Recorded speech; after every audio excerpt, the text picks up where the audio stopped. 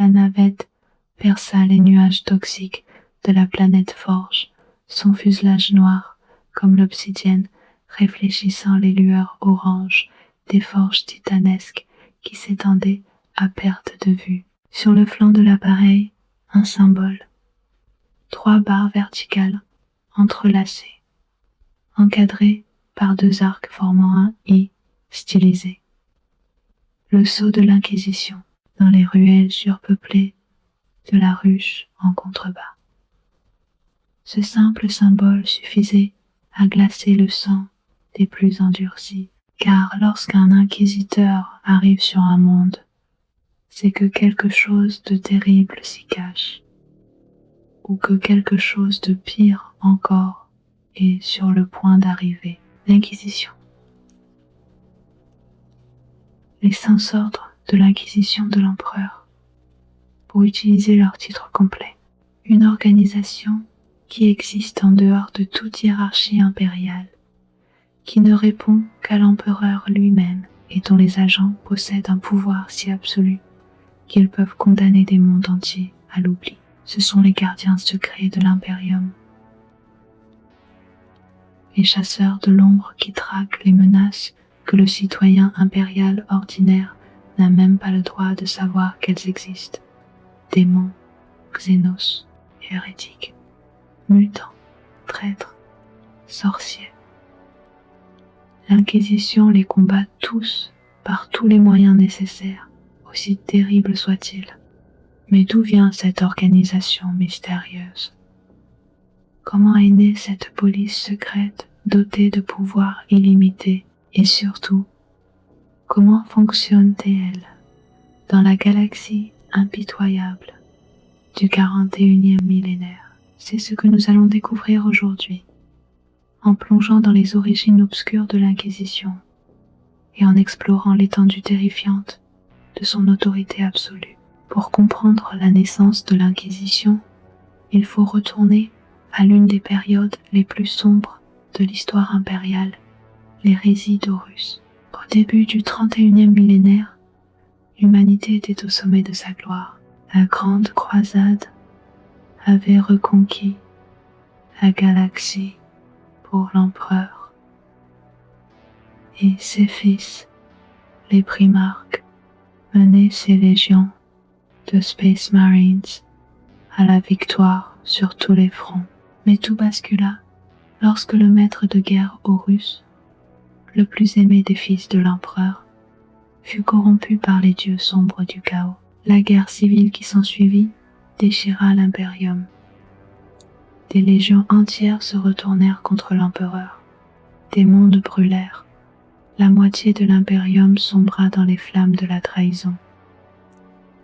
Et pendant que cette guerre fratricide faisait rage, l'empereur et ses conseillers les plus proches comprirent une vérité terrible.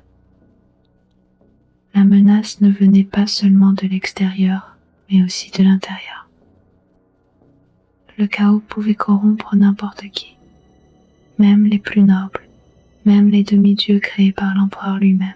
C'est dans ce contexte apocalyptique qu'intervient Malcador le Sigillite, l'homme qui allait fonder l'Inquisition. Malcador n'était pas un homme ordinaire. Psyker d'une puissance presque égale à celle de l'empereur, il avait déjà vécu plus de 6700 ans au moment de l'hérésie. Il était le conseiller le plus proche de l'empereur, son régent lorsque le maître de l'humanité devait s'absenter de Terra, et le dernier membre d'un ordre ancien et secret, connu sous le nom de Sigillites, des gardiens du savoir et de l'histoire de l'humanité. Dès les premiers jours de l'hérésie, juste après que la nouvelle du massacre d'Isstvan III eut atteint Terra, l'empereur donna un ordre à Malcador, rassembler un groupe d'individus loyaux, courageux et à l'esprit inébranlable, des hommes et des femmes de caractère, de compétence et de détermination, qui seraient testés et entraînés pour devenir une élite d'enquêteurs chargés de traquer la trahison et l'hérésie partout où elle se cachait dans l'Imperium. Malcador se mit immédiatement au travail. À travers la galaxie déchirée par la guerre, il envoya des agents secrets chercher des individus exceptionnels. Certains étaient des administrateurs impériaux d'une loyauté absolue. D'autres étaient des Space Marines qui avaient échappé à leur légion traîtresse ou qui s'étaient distingués parmi les loyalistes. Ces guerriers formèrent ce que Malcador appela les chevaliers errants, des Astartes, tirés de différentes légions, tous unis par leur dévotion fanatique à l'empereur et leur haine du chaos. Puis vint le moment décisif. Juste avant le début du siège de Terra, alors que les forces d'Horus convergeaient vers le système Sol pour porter le coup final à l'Imperium, Malcador présenta 12 individus à l'empereur. 4 étaient des mortels, des administrateurs et fonctionnaires impériaux d'une nature inquisitrice et d'une force mentale exceptionnelle. Les 8 autres étaient des Space Marines, tirés des chevaliers errants de Malcador, des guerriers dont les capacités étaient aussi remarquables que leur loyauté était incontestable. Certains venaient de légions qui avaient trahi l'empereur, mais ces frères de bataille n'avaient jamais perdu leur foi et avaient combattu l'hérésie de l'intérieur. L'empereur examina ces 12 élus avec son regard qui perçait l'âme même. Il vit en eux ce que Malcador avait vu, une volonté de faire, une loyauté absolue et la force mentale nécessaire pour affronter les horreurs du chaos sans sombrer dans la folie ou la corruption. Il donna son approbation. Ces 12 individus formeraient le noyau de ce qui deviendrait l'Inquisition. Les 8 Astartes, quant à eux, allaient devenir les fondateurs d'un autre ordre secret. Les Grey Knights, les Chevaliers Gris, le chapitre de Space Marines, qui servirait un jour de bras militaire à Lord Malleus. Malcador reçut également une mission cruciale de l'empereur, cacher la lune de Titane, où les futurs Grey Knights seraient entraînés, loin des regards d'Horus. Utilisant ses immenses pouvoirs psychiques, le sigillite accomplit l'impossible. Il dissimula Titane dans le Warp lui-même, protégé par des champs Geller Macro et des rites sigilliques, pendant que les batailles finales de l'hérésie se déroulaient dans l'espace réel. Lorsque Titane réémergea dans le Matérium, après la fin de la guerre, le temps s'était écoulé différemment dans le Warp, et l'armée d'un millier de guerriers que Malcador avait envoyé former étaient devenus les premiers Grey Knights, prêts à combattre les démons pour l'éternité. Mais le prix de cette victoire fut terrible. Durant le siège de Terra, alors que l'empereur devait affronter Horus à bord de son vaisseau amiral, le Vengeful Spirit, quelqu'un devait prendre sa place sur le trône d'or pour maintenir les défenses psychiques de Terra et empêcher les démons du Warp de déferler à travers le projectoire brisé.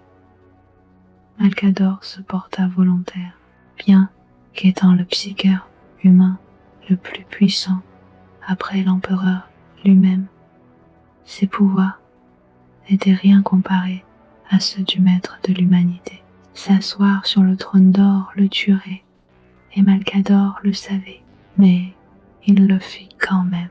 Pour des heures qui semblèrent des éternités, Malcador endura l'agonie indicible du trône, son corps se consumant lentement, tandis qu'il maintenait les barrières psychiques de Terra. Son sacrifice permit à l'empereur, accompagné de Rogal Dorn et Sanguinius, de confronter Horus. À leur retour, l'empereur lui-même mortellement blessé, Malcador était au bord de la mort.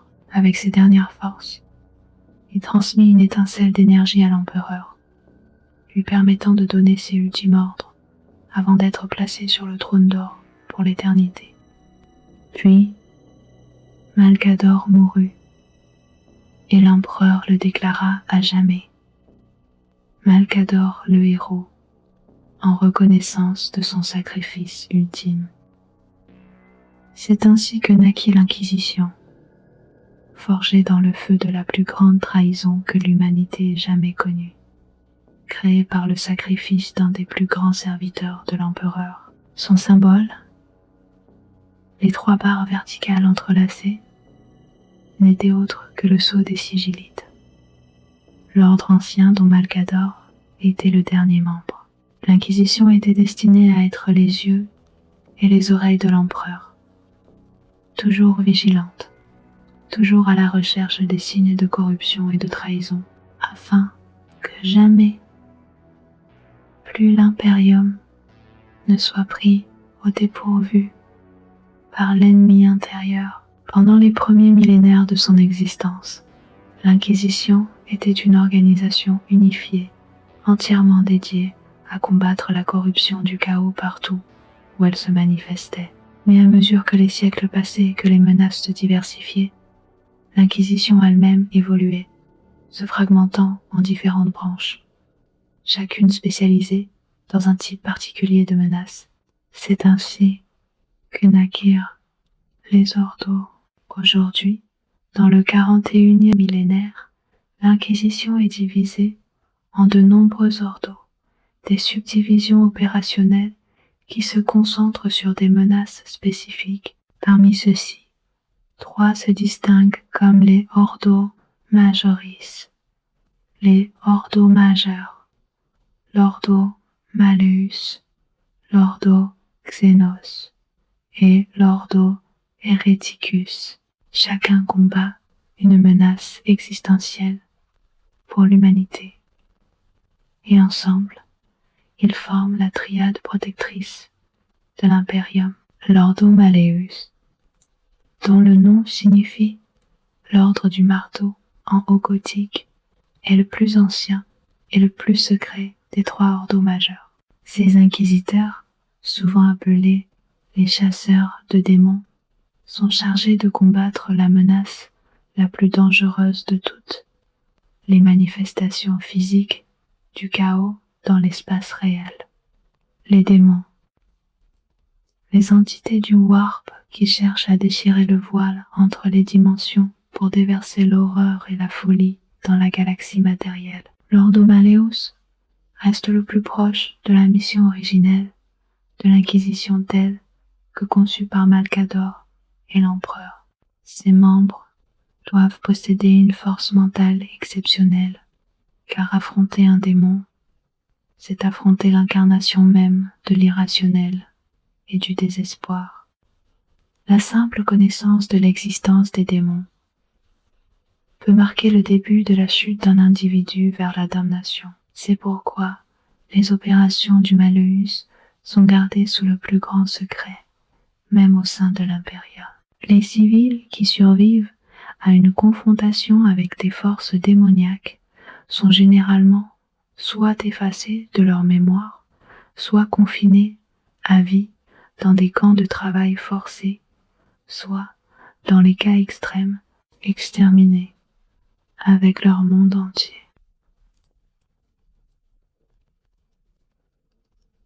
Les inquisiteurs du Malleus sont majoritairement des psychères, car seuls ceux qui peuvent percevoir et combattre les énergies du warp ont une chance réelle contre les entités démoniaques. Ceux qui ne possèdent pas de pouvoir psychique compensent par une volonté mentale titanesque et une foi inébranlable en l'empereur. Ils portent souvent des électos, des tatouages psycho-réactifs représentant des symboles de protection contre leurs ennemis démoniaques gravés dans leur chair, selon des motifs qui n'ont pas changé depuis des générations. Le pouvoir et l'autorité de l'Ordo Malleus s'étendent au-delà des frontières nominales de l'Inquisition, dans ce que l'on appelle le remit Malleus. En cas d'urgence grave concernant une menace démoniaque potentielle, un inquisiteur Malleus peut exiger les services et les ressources de n'importe quel serviteur ou organisation impériale, une demande qui ne peut être refusée sous peine de mort. Même les Space Marines et l'Adeptus Mechanicus, normalement jaloux de leur indépendance, doivent obéir lorsqu'un Malleus invoque son autorité, bien que les inquisiteurs expérimentés aient appris à traiter ces organisations puissantes avec discrétion.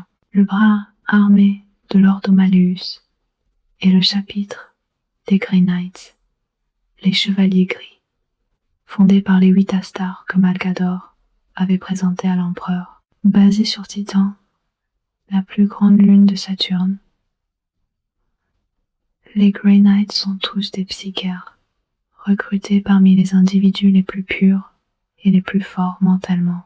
Leur armure, argentée, est gravée de milliers de runes de protection, et leurs armes sont forgées pour détruire les démons. On dit qu'aucun Grey Knight n'est jamais tombé au chaos, un exploit inimaginable dans la galaxie sombre du 41e millénaire. Lorsqu'un inquisiteur Malleus a besoin de force brute pour combattre une incursion démoniaque, il peut faire appel aux Grey Knights, et ces guerriers viendront purger la corruption du chaos avec Bolter, lame et flamme psychique. Le travail de l'Ordo Malleus se chevauche souvent avec celui de l'Ordo Hereticus, car les cultes du chaos cherchent fréquemment à invoquer des démons, et les psychères corrompus peuvent devenir des portails vivants pour les entités du Warp. Mais là où l'Hereticus s'occupe des mortels corrompus, le Malleus combat directement les horreurs qui émergent du Warp. Fondé formellement après la guerre de la Bête, un conflit catastrophique au 32e millénaire, où une invasion orque faillit détruire l'Imperium, l'Ordo Xenos est chargé de protéger l'humanité contre les prédations des espèces aliens hostiles. Dans un univers où les tyrannides dévorent des mondes entiers, où les orques se multiplient par milliards, où les Nécrons se réveillent de leur sommeil millénaire, et où les Eldar tissent leurs intrigues incompréhensibles. La tâche de l'Ordo Xenos est peut-être la plus vaste de tous les ordos. Pour la plupart des citoyens de l'Imperium, l'alien est une abomination, un païen qui désire la destruction de l'humanité et qui doit être tué pour le bien de l'espèce. L'Ordo Xenos partage cette vision, mais avec une nuance importante. Ils savent que tous les Xenos ne représentent pas le même niveau de menace, et que parfois, les connaître est nécessaire pour les combattre efficacement. C'est pourquoi certains inquisiteurs Xenos sont parmi les plus grands experts de la galaxie en matière de culture alien. Leurs archives contenant des informations que la plupart des humains considéreraient comme hérétiques simplement pour les avoir lues. Les tactiques de l'Ordo Xenos varient énormément selon la situation, l'espèce Xenos impliquée et le niveau d'influence alien sur la population locale. Lorsque la menace est subtile, comme une infiltration de Genestealers qui corrompt lentement une société humaine, ils utilisent la ruse et la discrétion, maniant leur pouvoir comme un scalpel pour exciser une croissance cancéreuse. Lorsque la menace alien est manifeste et massive, l'inquisiteur peut mobiliser des régiments entiers de la garde impériale et des chapitres de Space Marines. Et lorsque même ces forces ne suffisent pas, l'Ordo Xenos peut faire appel à sa propre chambre militante, la Death Watch. La Death Watch est unique parmi les forces de Space Marines. Plutôt qu'un chapitre unifié, c'est une confrérie de guerriers tirés de nombreux chapitres différents, tous servant temporairement sous la bannière noire de la Death Watch. Par un serment ancien, tous les chapitres de Space Marines doivent fournir des guerriers à l'Ordo Xenos lorsque requis. Ces vétérans sont spécialement entraînés pour combattre toutes les espèces xéno connues, leurs équipes de frappe combinant l'expertise de différents chapitres pour créer des forces d'élite capables d'opérer indépendamment dans les environnements les plus hostiles. Leur armure est repeinte en noir, avec l'insigne de leur chapitre d'origine, déplacé sur l'épaule droite et remplacé sur l'épaule gauche par le symbole de la Death Watch, le crâne argenté ailé. En raison de son implication historique dans le génocide Xénos à grande échelle, l'Ordo Xénos a plus de sang sur les mains que n'importe quel autre ordo de l'Inquisition. Des espèces entières ont été exterminées, des civilisations aliens millénaires effacées de la galaxie par décret inquisitorial. Pour les inquisiteurs Xénos, c'est le prix nécessaire de la survie humaine. Dans un univers où l'humanité est assiégée de toutes parts, où chaque alien pourrait représenter une menace existentielle, il n'y a pas de place pour la pitié ou la compassion envers les Xénos. Parmi les inquisiteurs Xénos, les plus célèbres figurent Gregor Eisenhardt, dont les exploits dans le secteur Scarus sont légendaires. Son parcours d'un jeune inquisiteur relativement puriste à un vétéran radical et finalement exilé illustre parfaitement les dilemmes moraux auxquels font face ces gardiens de l'humanité.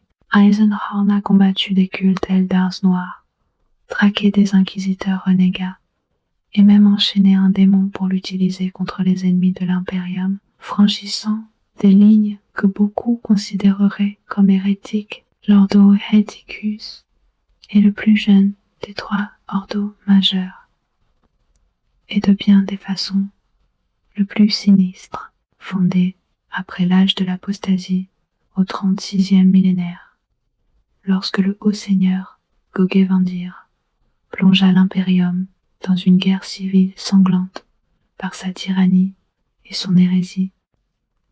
L'Héréticus a pour mission de traquer les ennemis de l'empereur au sein même de l'humanité. Les hérétiques, les mutants, les sorciers non sanctionnés, les traîtres, c'est la menace intérieure, celle qui ronge l'impérium de l'intérieur. Les inquisiteurs de l'Ordo Hereticus sont généralement considérés comme plus sombres et plus sinistres que même leurs homologues du Malleus et du Xénos, car leur focus sur l'élimination des ennemis humains de l'empereur les a transformés en un groupe lugubre, paranoïaque et impitoyable. Ils sont les chasseurs de sorcières, ceux qui traquent les psychères non sanctionnés dont les pouvoirs incontrôlés pourraient ouvrir des brèches dans le warp. Ils sont aussi les gardiens contre l'hérésie religieuse et politique, veillant à ce qu'aucun culte corrompu ne détourne les masses de la foi impériale. L'ironie de l'Héréticus est qu'il a été créé en partie pour surveiller l'ecclésiarchie elle-même, l'église impériale, après que cette organisation ait produit le tyran Vandir.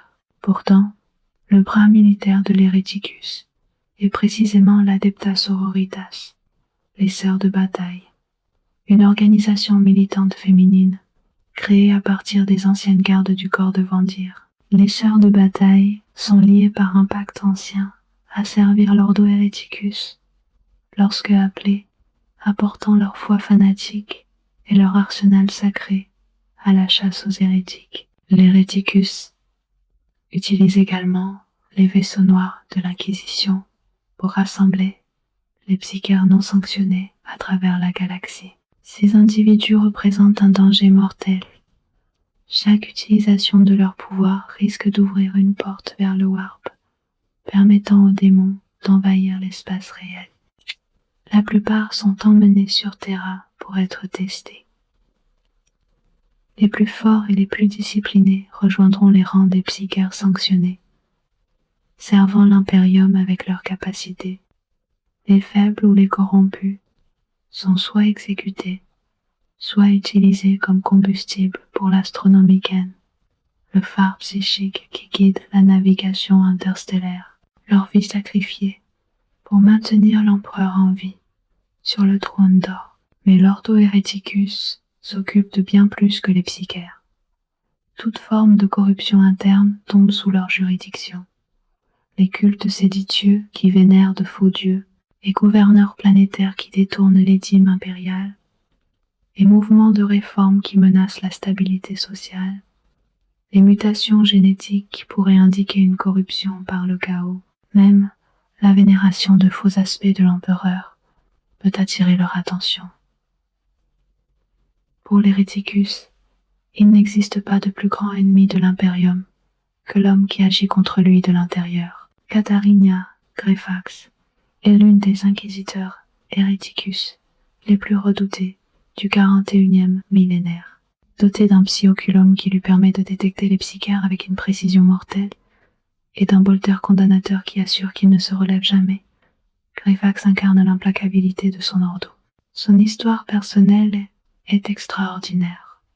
Emprisonnée pendant des siècles dans une voûte tesséracte par le seigneur Necron Trazyn l'Infini, elle fut libérée pendant la chute de Cadia pour combattre les forces d'Abaddon le Dévastateur. Même sa haine viscérale des psychères s'est atténuée après avoir été témoin de la résurrection du primarque Roboute Guilliman par la Sainte Vivante Célestine, prouvant que même les certitudes les plus ancrées peuvent être remises en question dans la galaxie cauchemardesque de Warhammer.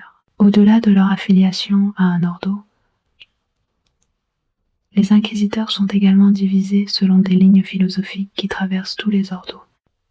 Le spectre va des puritains aux radicaux, une dichotomie qui définit jusqu'où un inquisiteur est prêt à aller pour combattre les ennemis de l'Imperium. Les puritains représentent l'approche conservatrice. Ils croient que le statu quo doit être maintenu dans l'Imperium et que l'utilisation de technologies xéno ou de pouvoirs du chaos est hérétique en toutes circonstances et doit être évitée.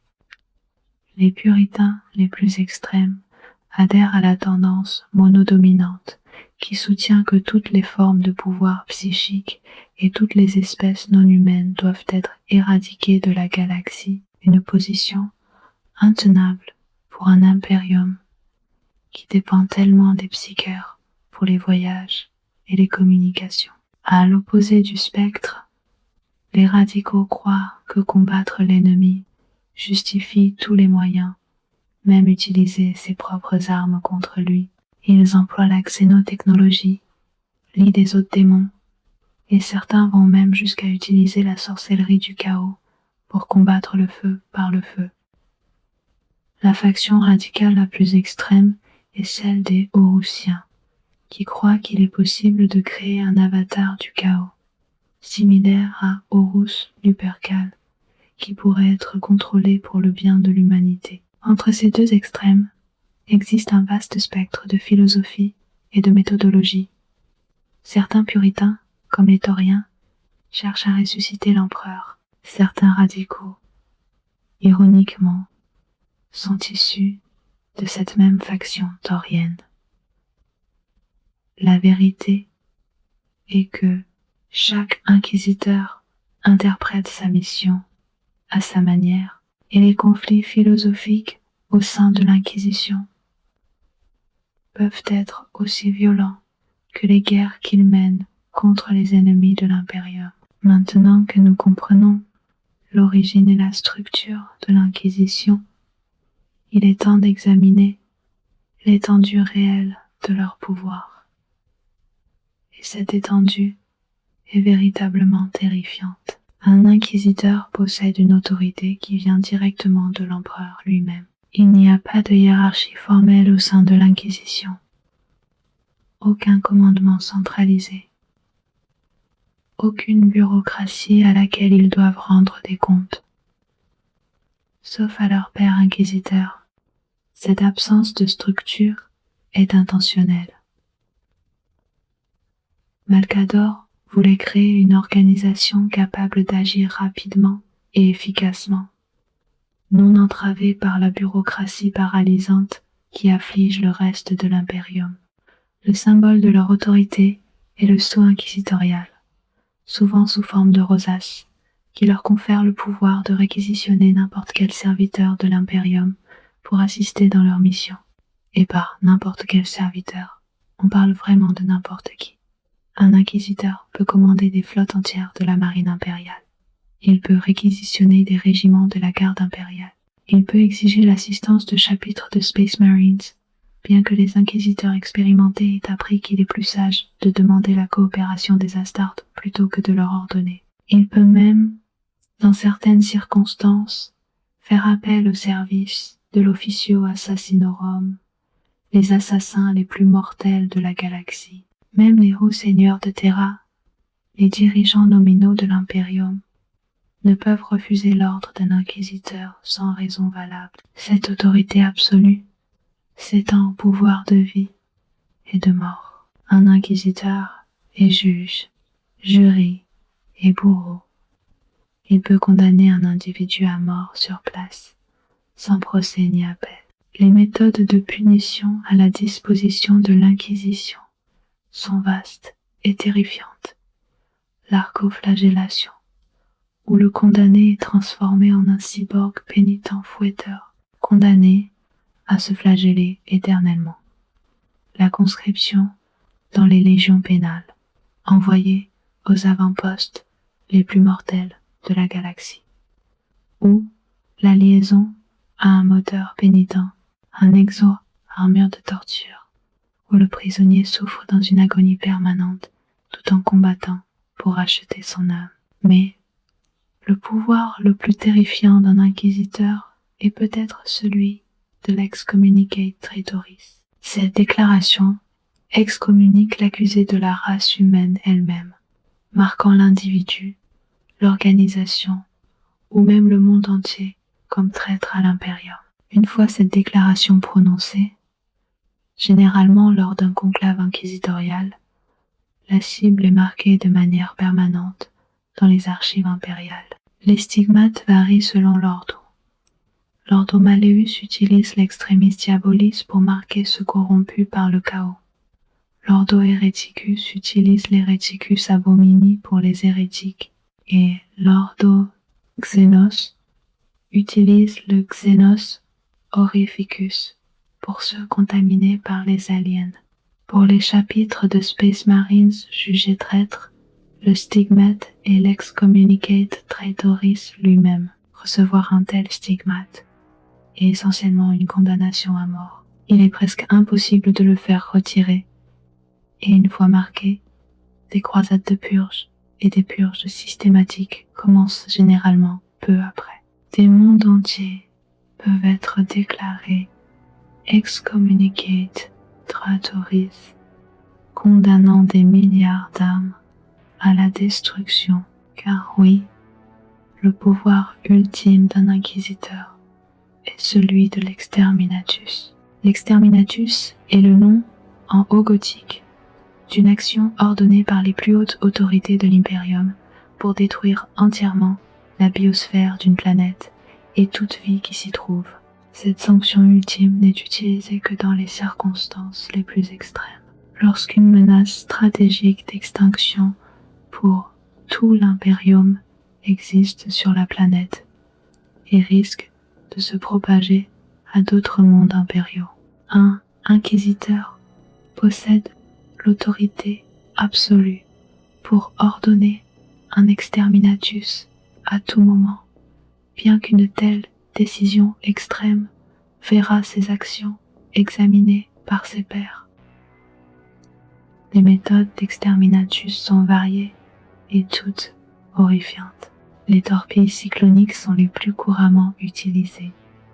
Des ogives à 2 étages, où le premier est une charge melta exceptionnellement puissante, qui perce la croûte et le manteau de la planète jusqu'à son noyau, et le second est une charge de plasma cyclonique modifiée qui déstabilise le noyau, détruisant physiquement la planète de l'intérieur. Le bombardement orbital conventionnel peut également être utilisé, bien que cela prenne plus de temps. Les missiles atmosphériques incendiaires utilisent un dispositif plasma avancé qui explose en orbite basse et enflamme littéralement tout l'oxygène de la planète cible.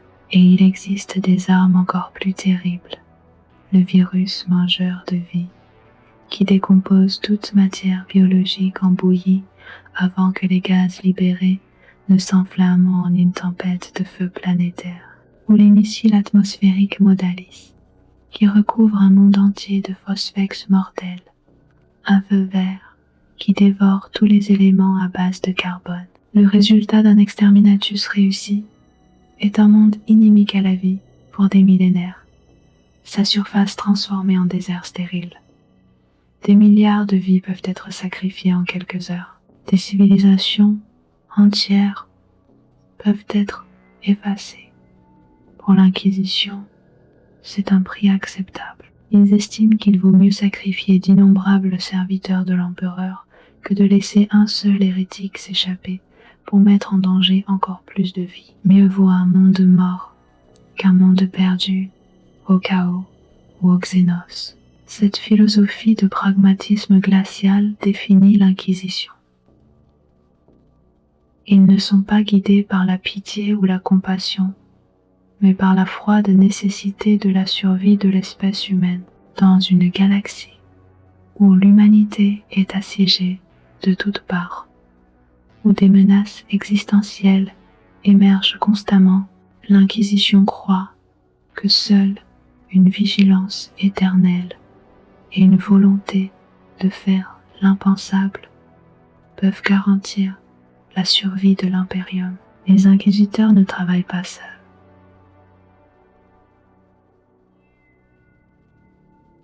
Chacun maintient une suite, un groupe d'acolytes, de serviteurs et de spécialistes qui l'assistent dans ses missions. Ces suites peuvent être petites, composées de quelques individus de confiance, ou vastes, ressemblant à de petites armées privées. Un inquisiteur martial peut maintenir des pelotons entiers de soldats tirés de la garde impériale ou des Sion Tempestus. Un inquisiteur investigateur peut préférer une équipe d'experts, des savants, des technoprêtres, des assassins, des navigateurs, des psychiatres sanctionnés et même des intouchables. Ces rares individus dont la simple présence annule les pouvoirs psychiques. Les membres d'une suite qui se distingue peuvent être promus, devenant des interrogateurs, des acolytes de haut rang, qui peuvent un jour devenir inquisiteurs eux-mêmes. Le recrutement au sein de l'Inquisition n'est pas centralisé. Chaque inquisiteur est libre de recruter qui il veut. Beaucoup des meilleurs inquisiteurs viennent de la Schola Progenium, un environnement académique militariste où les orphelins sont endoctrinés dès leur plus jeune âge. Mais certains sont recrutés des ruelles de Montruche, des déserts de Montfauve, ou même, parfois, de la noblesse planétaire. Ce qui compte n'est pas l'origine, mais le caractère, la compétence et la détermination. L'absence de hiérarchie formelle signifie que l'autorité au sein de l'Inquisition est gouvernée par deux facteurs, la réputation et l'influence. L'ancienneté n'est pas en soi un indicateur d'autorité, bien que la plupart des inquisiteurs écouteront les conseils d'un père plus âgé et plus expérimenté. Il existe des titres honorifiques, inquisiteur seigneur, pour ceux qui ont acquis une grande réputation et influence, et le représentant inquisitorial qui siège parmi les hauts seigneurs de Terra, représentant l'Inquisition au plus haut niveau du gouvernement impérial.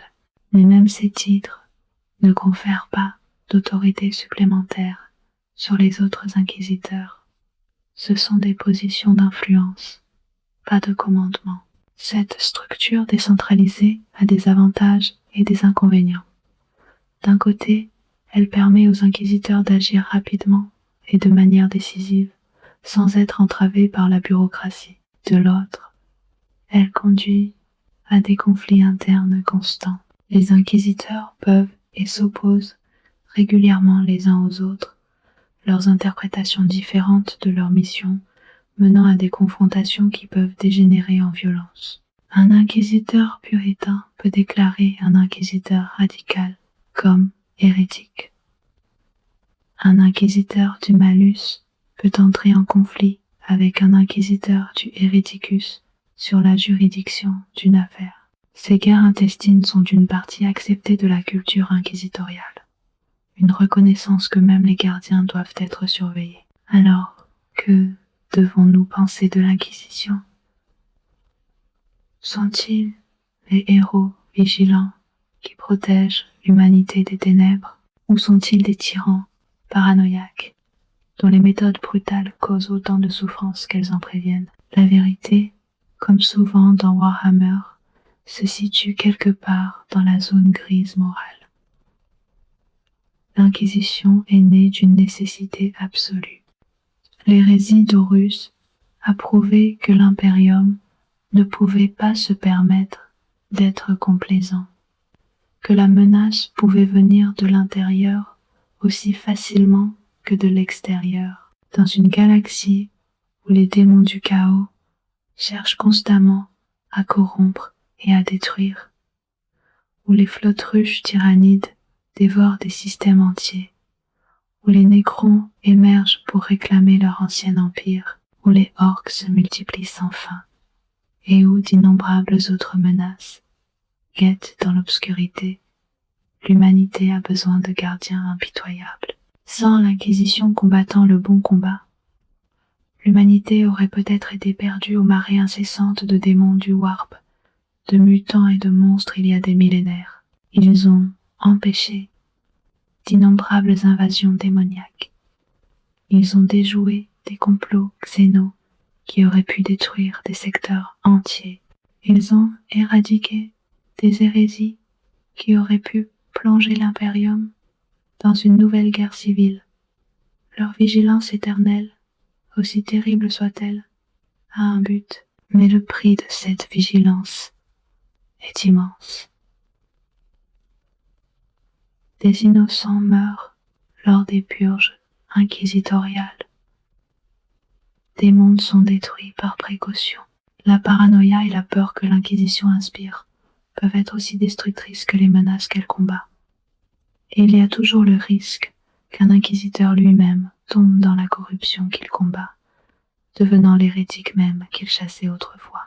L'Inquisition incarne le dilemme central de l'Imperium lui-même, dans un univers aussi hostile et implacable. Combien d'humanité l'humanité peut-elle se permettre de perdre dans sa lutte pour survivre?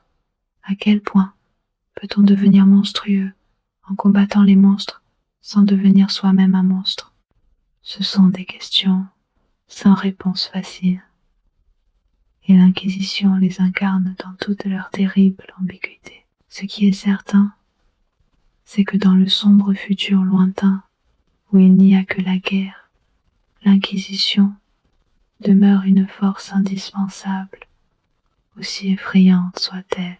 Ils sont la bougie qui vacille dans les ténèbres, et malheur à ceux qui entrent dans leur regard. Voilà, chers fidèles de l'oracle de Terra, l'histoire des origines de l'Inquisition et l'étendue de leur pouvoir absolu, de leur naissance dans les flammes de l'hérésie d'Horus, au sacrifice héroïque de Malcador le Sigillite, jusqu'à leur rôle actuel comme gardien implacable de l'Imperium. L'Inquisition reste l'une des organisations les plus fascinantes et terrifiantes de tout l'univers de Warhammer. Si cette plongée dans le lore vous a plu, n'oubliez pas de laisser un like et de vous abonner à la chaîne pour ne manquer aucune de nos futures explorations de l'univers Grimdark. Et dites-moi dans les commentaires, quel aspect de l'Inquisition vous fascine le plus? Les chasseurs de démons du Malès, les chasseurs d'aliens du Xénos, ou les sinistres chasseurs de sorcières de l'Héréticus? Ou peut-être souhaitez-vous que je parle d'un des nombreux ordos mineurs dans une future vidéo. À la prochaine. Que l'empereur vous protège. Et méfiez-vous des ombres. On ne sait jamais quand un inquisiteur pourrait observer.